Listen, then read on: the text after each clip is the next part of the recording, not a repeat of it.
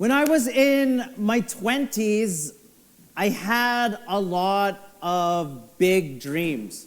One of the dreams I had was to be this big-time preacher. I wanted to speak at conferences. I wanted to speak. I even wanted to go on talk shows. I even saw Billy Graham on Larry King Live, and I was like, oh, that looks cool. I want to be that guy.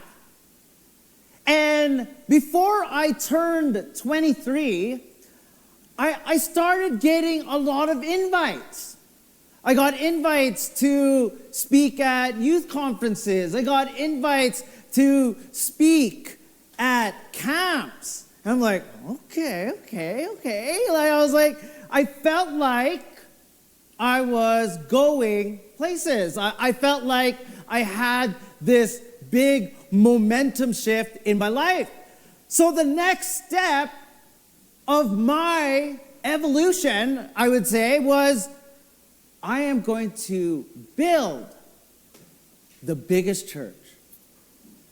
And I looked up to Rick Warren and all these guys, and at the time, in the early 2000s, maybe 2010s, church planning was all the rage, okay? People were talking about it. People wanted to do it. So I had this dream that I'm going to build a church, and we're going to reach 20-year-olds, 20 to 30-year-olds. The stats at the time, maybe it's still the stats now, they said they were the biggest group.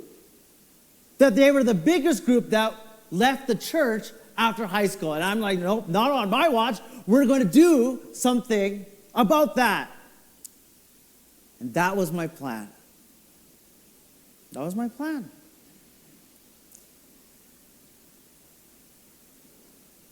I had this plan that we're going to have a big church, and then we're going to build a coffee shop. We're going to build one, and it'll be ready to serve the community. We were going to give millions of dollars to charities all over the city. It was huge. It was a big one. And then my last dream was, I am going to write a book about it. A book. And it'll say my name, and it will talk about my whole journey in building this big church. That was my plan. But of course, God had other plans. Instead of that happening, it felt like God threw me in the ringer. He stretched my character in ways that were so stressful. He stretched my character where it was everything was difficult. It was so painful, mentally, emotionally. The good news, we were able to still reach skeptics, and some of them became Christians. That was great. But the big church, the coffee shop, the book deal, the notoriety, none of it happened. And it was so disappointing to me. So I'm like, I had such a good start. It was so disappointing to me that it left me wondering again, and I said this last week, and it left me wondering again. It was the same question again. What is God doing? Is he even there? And maybe you felt that way before, and it's been painful. This season has been painful. And thankfully, our Bible story today, we're continuing in the book of Jonah. It helps us make sense. It doesn't necessarily give us answers to why something has happened, but it helps us make sense of the trouble, the pain that we go through. And it's going to remind us that even in all this mess, God is working in ways that we might not expect. That he's using our trouble, he's using our pain to empower and draw us to himself. Like I said, last week I talked about Jonah and how God wanted him to warn the Ninevites of impending judgment. But Jonah, he didn't want to help them. So instead, he ran away from God. He got on a boat and he tried to sail as far away as he could. And so what we're going to do today is we're going to continue the story. We're going to read about what happens next. So if you want to open your Bibles, we're continuing in Jonah chapter 1. There's a little bit of, we intertwine with last week's passage too, but we go a little bit deeper here, okay? So let's read about what happens next. So if you have your Bibles, please open to Jonah chapter 1, verse 4 to 16. If you do not have your Bibles, it will be up on the screen. So Jonah chapter 1, verse 4 to 16. Verse 4 says this, "Then the Lord sent a great wind on the sea, and such a violent storm arose that the ship threatened to break up. All the sailors were afraid, and each cried out to his own God. And they threw the cargo into the sea to lighten the ship. But Jonah had gone below deck, where he lay down and fell into a deep sleep. The captain went to him and said, 'How can you sleep? Get up and call on your God. Maybe he will take notice of us so that we will not perish.' Then the sailors said to each other, 'Come, let us cast lots to find out who is responsible for this calamity.' They cast lots, and the lot fell on Jonah. So they asked him, 'Tell us, who is responsible for making all this trouble for us? What kind of work do you do? Where do you come from? What is your country? From what people are you?' He answered, 'I am Hebrew. I worship the Lord, the God of heaven, who made the sea and the dry land.' This terrified them. And they asked, 'What have you done?' They knew he was running away from the Lord because he already told them so. The sea was getting rougher and rougher. So they asked him, 'What should we do to you to make the sea calm down for us?' 'Pick me up and throw me into the sea,' he replied, 'and it will become calm. I know that it is my fault that this great storm has come upon you.' Instead, the men did their best to row back to the land, but they could not, for the sea grew even wilder than before. Then they cried out to the Lord, 'Please, Lord, do not let us die for taking this man's life. Do not hold us accountable for killing an innocent man, for you, Lord, have done as you pleased.' Then they took Jonah and they threw him overboard, and the raging sea grew calm. At this, the men greatly feared the Lord, and they offered a sacrifice to the Lord and made vows to him." Whew. So the beginning of our story, Jonah, as I said last week, Jonah thinks he's clever. He thinks that he's outsmarted God.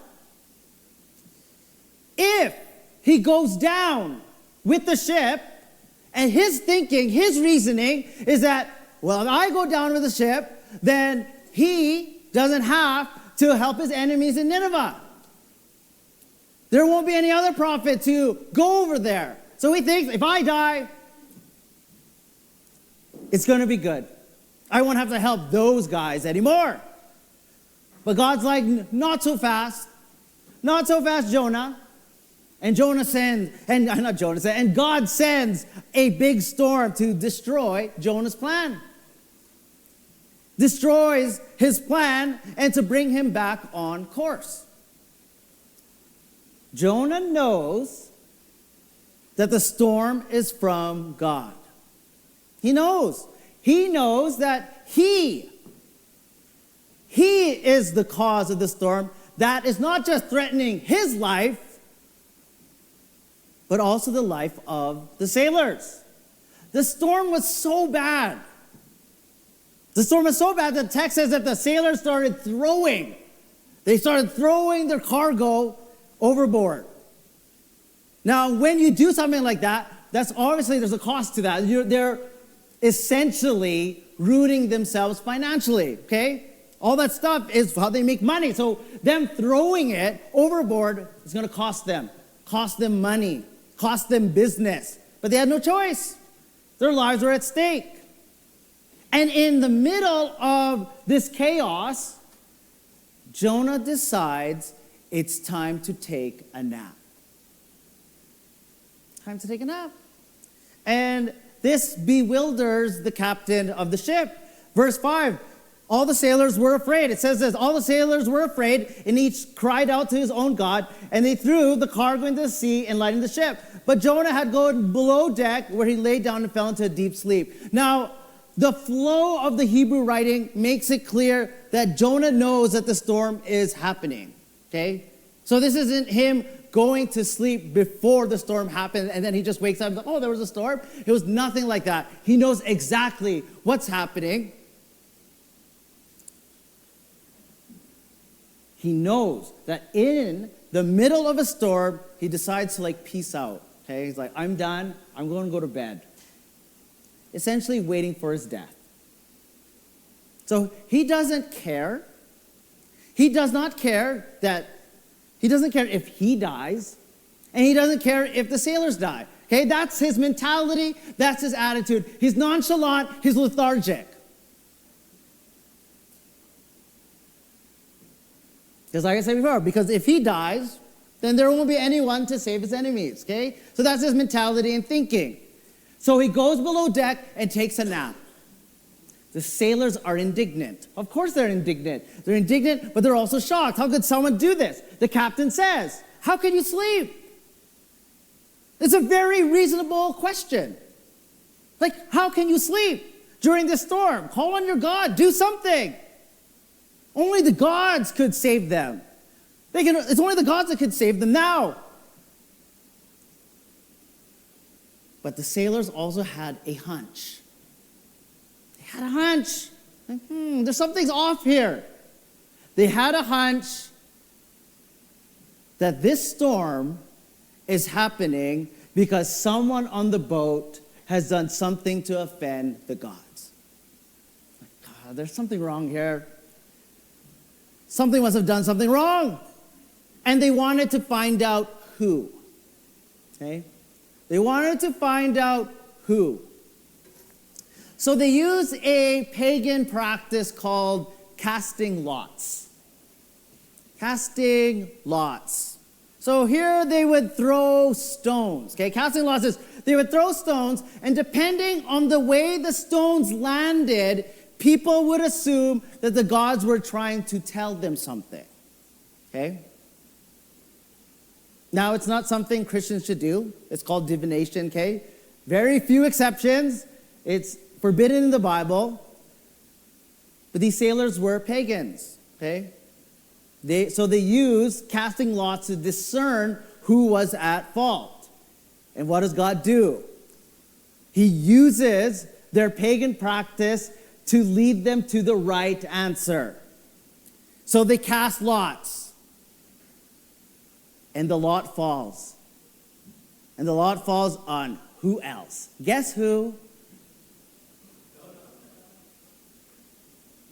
You, me, and your favorite prophet. Falls onto Jonah. Our boy Jonah. It falls on Jonah. And Jonah can't hide anymore. He can't hide anymore. They're looking at him, probably shaking their head. Oh, gosh, this guy.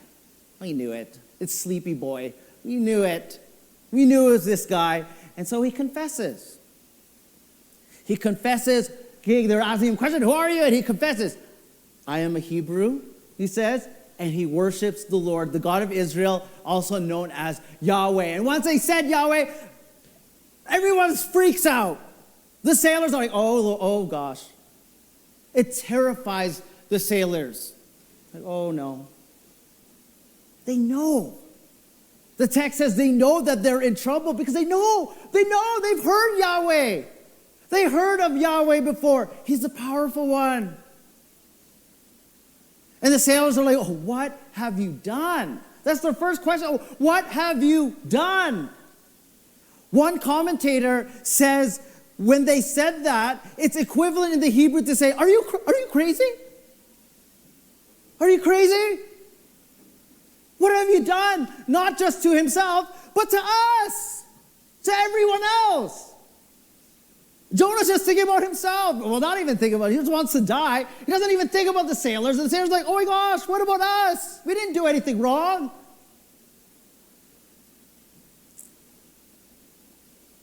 So Jonah tells them what to do. And he tells them, you need to throw me overboard. Throw me off this ship. Once you throw me off this ship, the storm will cease. It'll stop. It will become quiet. Everything will be good. The sailors will be saved. And Jonah would just die. He'd just drown slowly to the depths of the sea and die. But the sailors, they're good men. And they're like, oh, we don't want to be responsible for killing this man. So the text says, despite all the calamity, despite knowing what Jonah has done, and that it's his fault that they're in this predicament, they still try to save Jonah. Okay, the text says, oh gosh, let's try to row back. Let's go row back to shore. They attempt to row back to land, but it does not work. It doesn't work. The storm gets worse. And even more dangerous, they have no choice now. So they grab Jonah. I don't know if it's all three of them. I don't know if those are the three, but they're like, whoop. They threw him overboard. And what happens to the storm? It becomes quiet. But the experience, it's crazy. It's crazy. I don't know if you've ever been in a storm in a cruise ship or whatnot, but it's not that I have. I've only watched Titanic, and it seems pretty scary, okay? This experience for the sailors had such a profound impact on them, okay? Remember, these guys are pagans, okay? They worship other gods for all their lives, and they finally experience the power of Yahweh for themselves in their face. That God, what did Jonah say at the beginning? He's the God of land and sea. That this God controls everything, including the sea. And they knew, they saw it, they witnessed it for themselves, that he was the true God. The text at the end says they offered sacrifices to Yahweh. They made vows to him. It's probable that it meant that they converted and started following Yahweh. And it took this crazy and scary storm for God to draw these sailors to himself. It would cost a lot, okay? Cost a terrifying experience, probably some trauma. It would cost the sailors a lot of money because they had to throw everything overboard. But it was worth it. It was worth the kind of experience to encounter this power, this love, this power of Yahweh. And it's the same for us. The greatest treasure in the world is Jesus himself. Because for me, and I don't know it's for you, and I'm going to bet that it's the same for you, that when storms hit, when problems and troubles hit, for me, my prayers become more intimate, they become more passionate, they become more real and honest. I pray more. That in storms, you draw closer to God. That's what you should do. You should draw closer to God. We commune deeper. And he becomes this friend. He becomes this counselor in your life. God doesn't send you storms because he hates you. He doesn't send you problems, pain, because he hates you. Because many times storms are the only way. They're the only way to grab your attention. It's the only way to draw your attention back to God. Because some of us, we keep forgetting God. And sudden storms are the only way to draw yourself to say, hey, God is still here. Because God always wants to draw himself, draw us to himself in a deeper way. But he also sends storms to empower us. When my church ended, it was so hard for me. And I've shared the story about it, how hard it was for me. But I want people to understand and grasp this. That I wasn't the only one that worked hard for that. You know, I have this dream, right? But it wasn't just my dream. It was a lot of people's dream. There were a lot of people who put blood, sweat, and tears into this church, in this church that I was building. They put their time, they put their effort, they put their own money. They put their own money into making this dream a reality. And when it ended, I felt like I let people down. It was so hard for me to look people in the eye, like people that supported me for so long. In those 8 years, it was hard for me to look them in the eye and say, oh, we're done.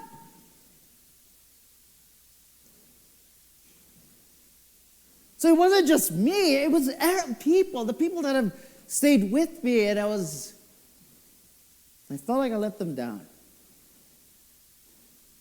And I kept asking God questions again, like, what is the point of this? Like, what am I even doing here? And you know, it felt, if I'm very honest, it felt like God was silent. Like he was hiding from me. He was purposefully hiding from me. Like he was playing hide and seek with me, but I didn't want to play. I read a book, and it's called The Problem of Pain by C.S. Lewis. And if you know C.S. Lewis, you know, he's pretty famous for The Lion and the Witch and the Wardrobe, you know, that series. Okay? They've made movies of it. Very famous for it. But if you know Lewis's life, it's there's a lot of sad stuff in it. Like he's tasted pain in ways that few people can relate to. Like he lost his mother at an early age. He saw his dad emotionally abandon him. He suffered from a respiratory illness as a teenager. He was in World War I, okay? He was wounded, got hit, got injured. And he finally, before he wrote this book, he had to bury his beloved wife. And that's what the book is essentially about. There's one quote in the book that has stood out to me, that has resonated with me, that it's hard for me to forget. And this is what he says. Pain insists upon being attended to. God whispers to us in our pleasures, speaks in our conscience, but shouts in our pain. It's his megaphone to rouse a deaf world.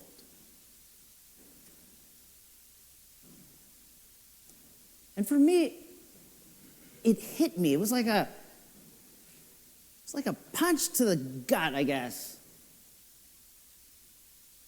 And it hit me that God was trying to get my attention. That he was shouting. He was shouting in my pain. And if you read the Psalms, and you see the encounters in the Psalms where how people are praying, there's this permission to yell back at him too. So God was yelling back at me in my pain, that I yelled back at him too. Yet at the same time, God was reminding me of who he is.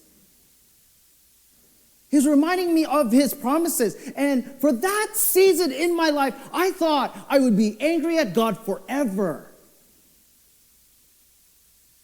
I thought I'd be like so bitter at him, I'd just be upset with him. But instead, in a profound way, it brought closeness with him that I never thought was possible. And it was this intimacy that slowly brought healing. It started slowly bringing understanding and trust. God was using these terrible experiences to bring me closer to him, but he was also equipping me for the next season of my life. Because when the next season of my life, after that, you could call it a failure. You could. But the next season of my life, I got to slow down. I got to heal. I found a good workplace. God wasn't finished with me. Even though I felt like a failure, even though I've made many mistakes in the church that I was in, even though I let people down, and that was the reality, I let people down, he wasn't finished with me. And God wasn't finished with Jonah. Rebellious prophet Jonah. God was not finished with him. In verse 17, the sailors have just thrown Jonah overboard. Jonah thinks he's going to die. He's like, hey, it's over. And I don't know, maybe he was just floating down to his death, or not floating, drowning to his death. But God had other plans. Hey, let's read verse 17. And probably the craziest part of the story. The Jonah, he's drowning, essentially. He thinks it's over. But verse 17 comes. Now the Lord provided a huge fish to swallow Jonah. And Jonah was in the belly of the fish 3 days and 3 nights. You think, and maybe it's understandable, when you're reading the story, you think God is done with Jonah. Then it makes sense. Look at this guy. He's running away. He's rebellious. He's done all these mistakes. He just wants to die now. And you would think, and I guess it would make sense in the story, that God is done with him. Think again. Think again. And in the most miraculous turn of events, okay, the story is a plot twist. God sends a big fish to get Jonah back on track. The fish keeps Jonah alive for 3 days. He gets to think hard about all the running away that he's done. And eventually turns from his old ways. The fish carries Jonah back to the shore, closer to the city of Nineveh. The storms and the trouble that Jonah was experiencing, God was using to restore and empower Jonah for his mission. And God does the same with us, because I know some of you here today, yeah, you're coming to church, yeah, well, the church is fun. But some of you are feeling, you're so filled with shame, because you know you've been running away from God. You know you've been rebellious. And there's this thought in your head that God is finished with you. That God's finished with you.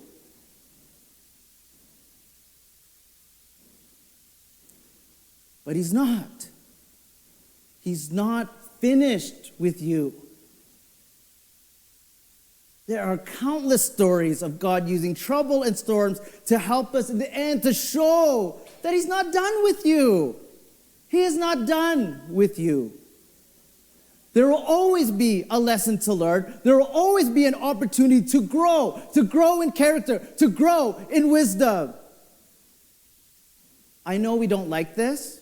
And I know you want, I want to have a nice, goody feel sermon. I know. We don't like this when we hear this. But storms, the ones that we want to avoid, we hope they never come to our lives, storms are often, and I would actually say always, the best teachers of our lives. So let's make the most of the storm.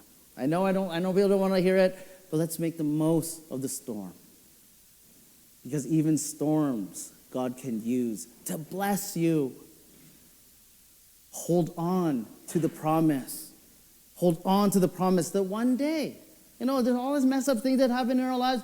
One day, All the mess of things I haven't realized, that's not the end of your story. Because one day, Jesus is going to make everything right.